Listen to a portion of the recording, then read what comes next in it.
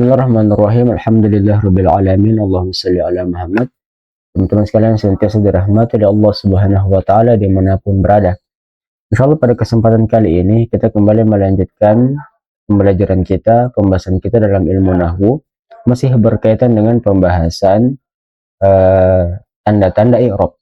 Nah, adapun pada kesempatan kali ini ya kita akan melanjutkan kembali pembahasan terkait dengan tanda-tanda i'rab untuk kedudukan nasab. Di mana sebelumnya kita sudah mulai masuk dan membahas terkait dengan tanda asli daripada kedudukan nasab, yaitu fathah. Nah, sehingga pada kesempatan kali ini kita akan melanjutkan pembahasan kepada pengganti-pengganti daripada fathah. Baik, kita mulai daripada alif sebagai pengganti daripada fathah. Bismillah, kita baca dulu matan jurumiyahnya. Qala al-musannif rahimahullahu taala wa nafa'na bihi wa bi'ulumihi wad dharain amin. Qala fa'amal alifu fatakunu alamatan linnasbi fi al-asma'il khamsah. Fil asma'il khamsah. Ya, bahwasanya alif itu menjadi tanda nasab berlaku pada isim-isim yang 5. Nah, contohnya di sini ra'aitu abaka wa akhaka. Ya, di mana alif pada abaka dan pada akhaka ini sebagai tanda nasab pengganti daripada fathah. Wa ma asbaha dzalika, dan untuk berlaku pula untuk isim-isim yang menyerupai dengan asmaul khamsah. Nah, untuk lebih jelasnya kita beralih kepada penjelasan syarah. Ya, qala syarih rahimallahu taala aqulu lamma nahal kalama 'ala al-fathati akhadha yatakallam 'ala ma yanubu anha muqaddiman al-alifa 'ala ghairiha.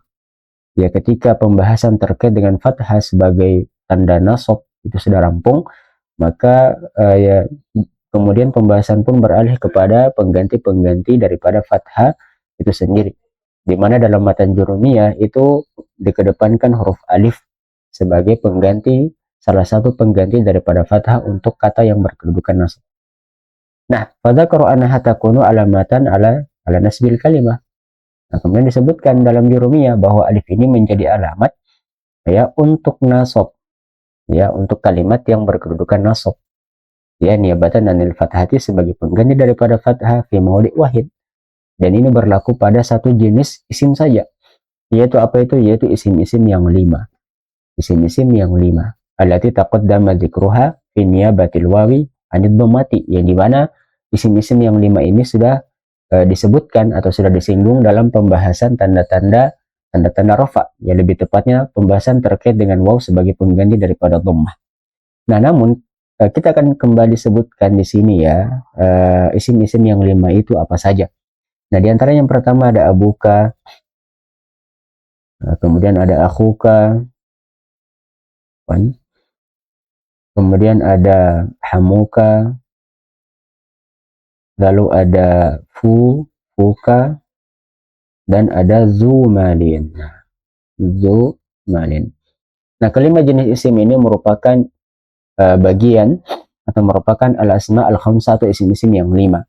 Nah, kenapa kelima isim ini itu dibedakan antara isim pada umumnya dengan isim-isim ini? Karena memang dalam pembahasan i'rab ya tanda i'rabnya selalu berbeda. Walaupun secara kuantitas dia masuk bagian dalam isim mufrad ya, karena jumlahnya satu, abuka satu ayah, akhuka satu saudara, dan seterusnya. Cuman untuk tanda i'rabnya itu berbeda dengan tanda i'rab untuk isim-isim mufrad pada umumnya, di mana isim mufrad ketika dia rafa maka ditandai dengan dhammah, ketika dia nasab maka ditandai dengan alif. Nah, berbeda dengan isim-isim yang 5 ini.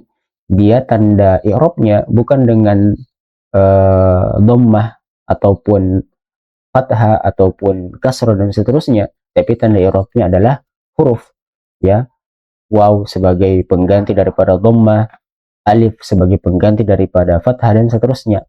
Nah, inilah yang membuat isim-isim yang 5 ini ya dipisahkan daripada pembahasan daripada bagian isim mufrad dalam bab tanda-tanda i'rab.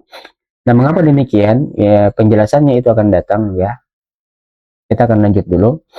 Nah, misalnya mansubatan qauluka, maka contohnya untuk asmaul khamsah yang kedudukannya nasab, misalnya dalam kalimat ati' abaka. Nah, kalau kita perhatikan kata abaka ini, itu tanda nasabnya dengan alif sebagai pengganti daripada fathah. Contoh berikutnya wahtarim akhoka. Nah, wahtarim akhoka, di mana alif sekali lagi sebagai pengganti fathah untuk menunjukkan bahwa kedudukannya di sini adalah nasab. Nah, contoh berikutnya wazuri hamaka, nah, alif, wanadzif faka, ya, dan wa ahbabtu zal ilmi, ya, za ini dari, kalau dia rofa maka dia dirofakkan dengan waw jadi zu, ya.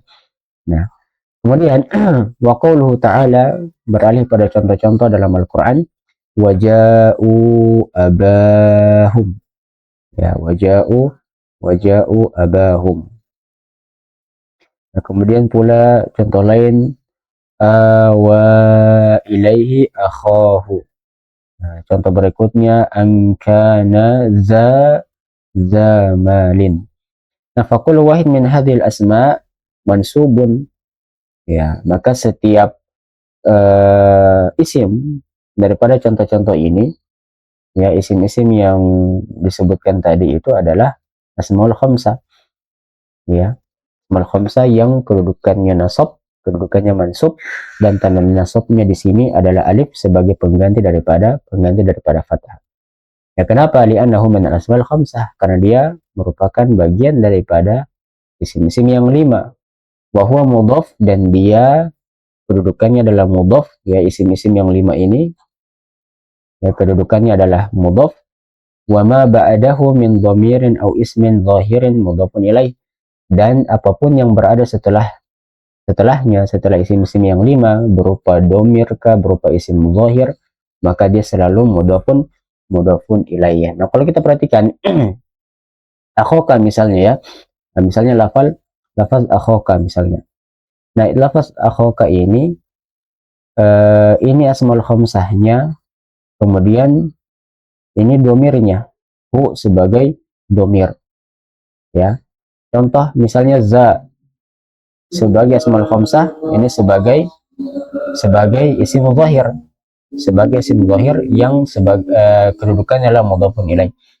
Nah, asmaul khamsah supaya tanda i'rabnya itu berupa huruf, bukan berupa tanda seperti dhammah, fathah, dan seterusnya, maka salah satu syaratnya adalah dia harus sebagai mudhaf dan dia harus memiliki mudhafun ilaih, di mana mudhafun ilaihnya ini bisa berupa dhamir atau bisa berupa isim zahir.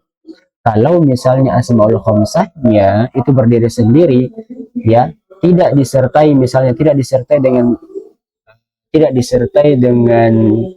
dengan mudhafun ilaihnya, tidak disertai dengan dhamir sebagai mudhafun ilaih, atau tidak disertai dengan isim zahir sebagai mudhaf ilaihnya, maka tanda i'rabnya kembali seperti tanda i'rab isim mufrad pada umumnya. Kita kasih contoh, misalnya di sini akhuka,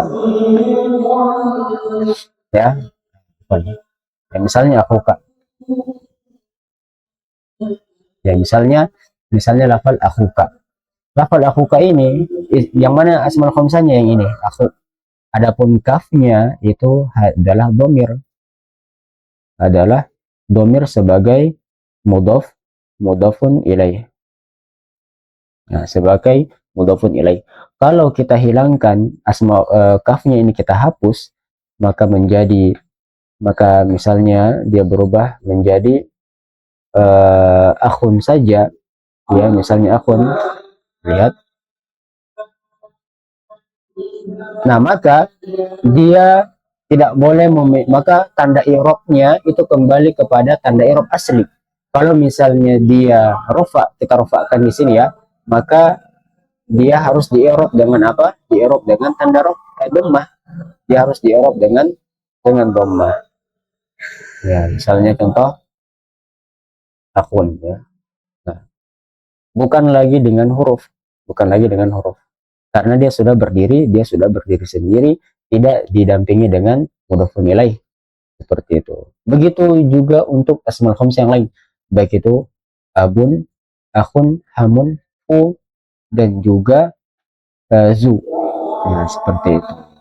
Dan ada beberapa syarat lainnya yang berlaku bagi asmaul khamsah ini, supaya ketika dia nantinya berkedudukan i'rab, entah itu sebagai rafa, nasab ataupun jar, dia di i'rab dengan huruf, maka ada beberapa persyaratan yang harus terpenuhi dulu pada asmaul khamsah itu sendiri. Kalau tidak terpenuhi, maka tidak berlaku huruf menjadi tanda i'rabnya, itu tidak berlaku. Maka tanda i'rabnya kembali kepada tanda i'rab isim mufrad. Nah, adapun untuk penjelasan terkait dengan syarat-syarat tersebut akan kita bahas di pertemuan yang lain. Mungkin kita cukupkan dulu ya, karena insya Allah kedepannya kita akan langsung masuk pada pembahasan terkait dengan tanda-tanda i'rab nasab pengganti alif selain daripada fathah. Baik, terima kasih teman-teman sekalian. Nasallallahu alaihi wa Wassalamualaikum warahmatullahi wabarakatuh.